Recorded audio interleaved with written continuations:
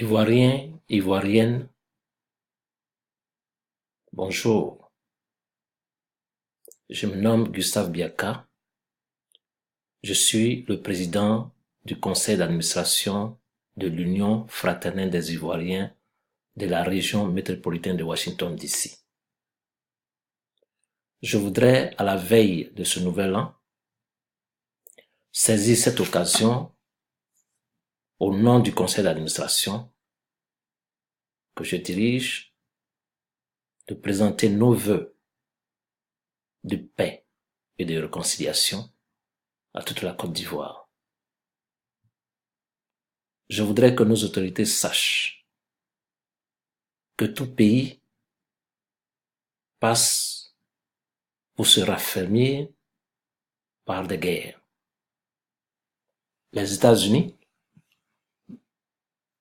ont connu une guerre en 1812 qui a vu près de 18 000 morts. Et s'en ont sorti avec une réconciliation et un projet de développement pour une nation.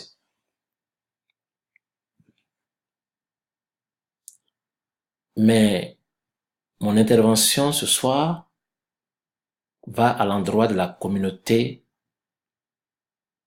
des Ivoiriens, je dirais des Ivoirois et des Ivoiroises, parce que j'ai décidé de ne plus utiliser Ivoirien, puisque je vois bien, intellectuellement, les Ivoiriens voient beaucoup mieux que certaines personnes. Donc je voudrais adresser à cette communauté-là nos vœux de santé, de prospérité, de longévité, d'amour et de bien-être dans nos différents foyers. Chers frères, permettez-moi, au nom du conseil d'administration, de m'adresser particulièrement à la junte dirigeante de notre communauté. Je voudrais m'adresser un peu aux responsables des différentes structures de notre communauté. Mes vœux pour ces responsables, c'est la réussite dans toutes leurs entreprises au niveau de leur structure. Mais surtout, et surtout, la maturité syndicale pour notre organisation, l'Union fraternelle des Ivoiriens. La créativité pour l'Union fraternelle des Ivoiriens. Chers frères, chers, le conseil d'administration est sorti d'une crise qu'a connue la Côte d'Ivoire en 2011. En 2011, il y a eu 2 présidents en Côte d'Ivoire, il y a eu aussi 2 présidents aux États-Unis.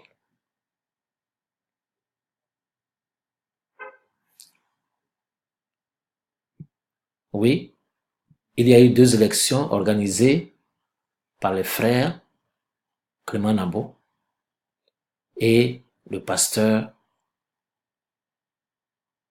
Aka.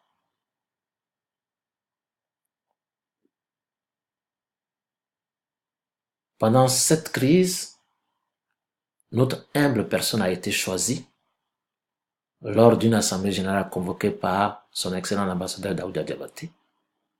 Et notre humble personne a été choisie pour régler la crise. Nous avons au premier abord fait appel à nos frères qui sont les responsables des différentes communautés. Nous les avons appelés beaucoup.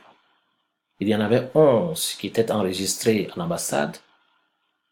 Seulement 4 ont accepté de travailler avec nous parce que les autres disaient que l'UFI ne méritaient pas le nom d'une organisation et que pour eux, nous devions faire table rase de l'UFI.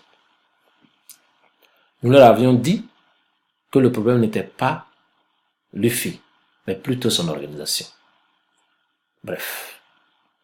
Nous avons donc, après nous s'être appuyés sur les hommes de Dieu et la communauté civile, que je voudrais remercier entre parenthèses ici, le pasteur Goulia, l'imam Yao, l'imam Sanogo et le doyen des doyens, notre conseiller spécial, Marcel Doué.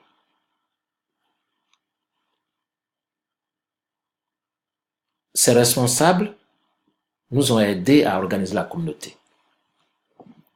Nous avons donc réussi à demander aux deux présidents de laisser leur tablier.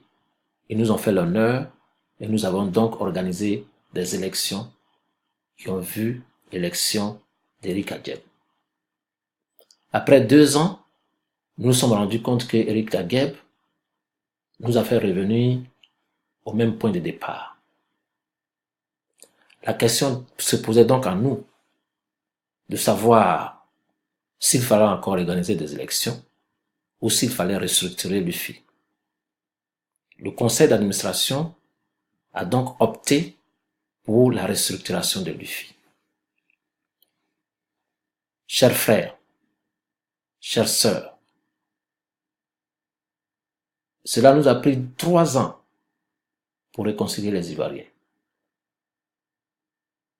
Et cela nous a pris encore 2 ans pour restructurer l'UFI. Aujourd'hui, chers frères, l'UFI a des acquis.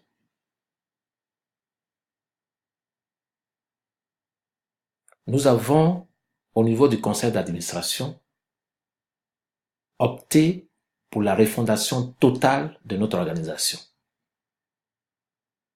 Nous avons donc demandé à une organisation qu'on appelle Igor Zoom, parce que nous-mêmes, nous étions fatigués de nous rendre chaque fois à ARS pour nous justifier de pourquoi notre association changeait de nom.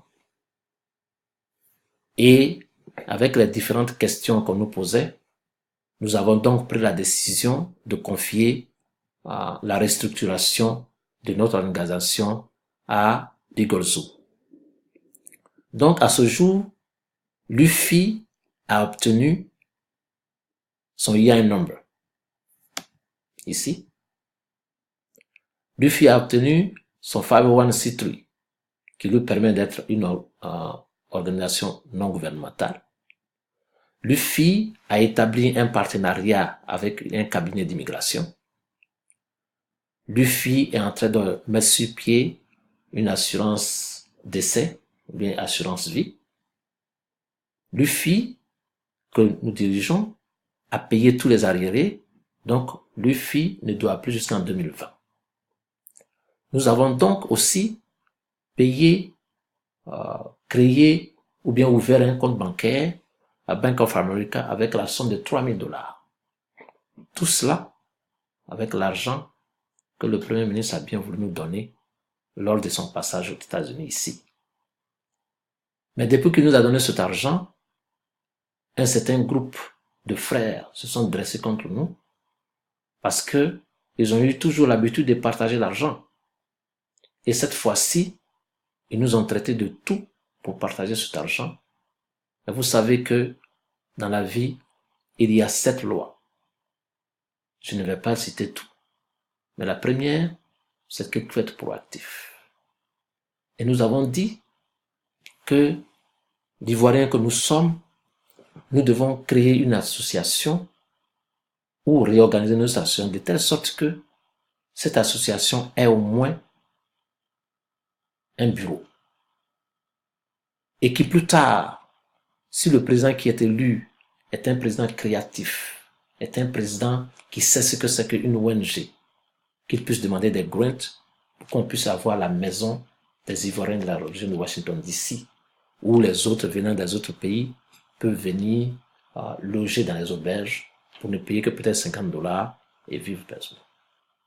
Mais aussi que cette association doit non seulement aider ses membres, mais aider la Côte d'Ivoire elle-même.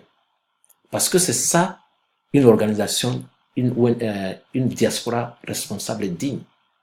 Nous devons, de par les grants que nous devons recevoir, créer des centres de santé, créer des écoles dans notre pays.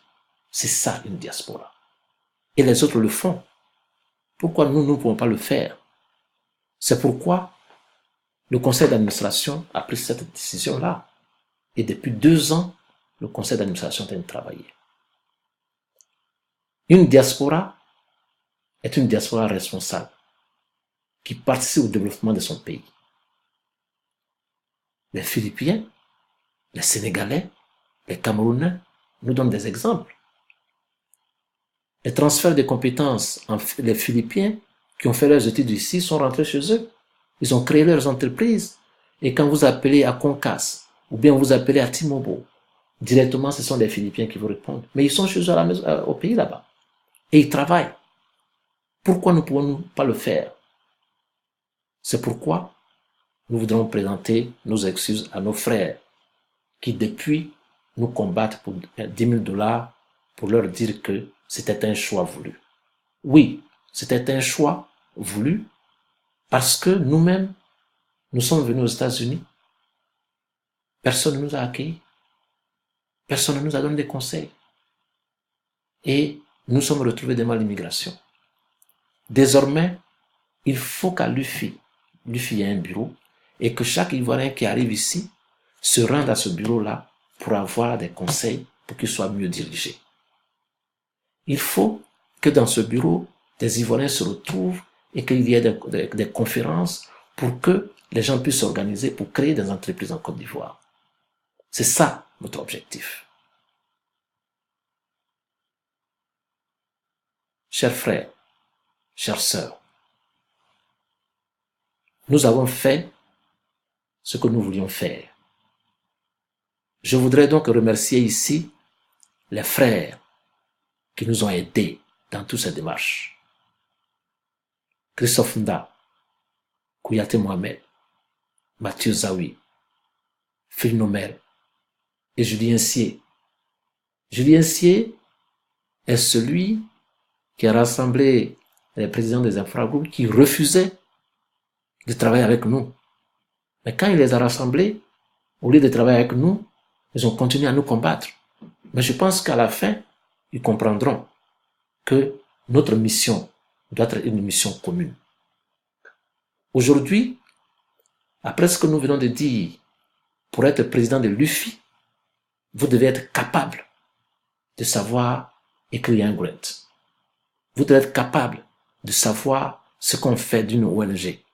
Vous devez être capable de pouvoir vous exprimer correctement lorsque vous allez défendre l'UFI.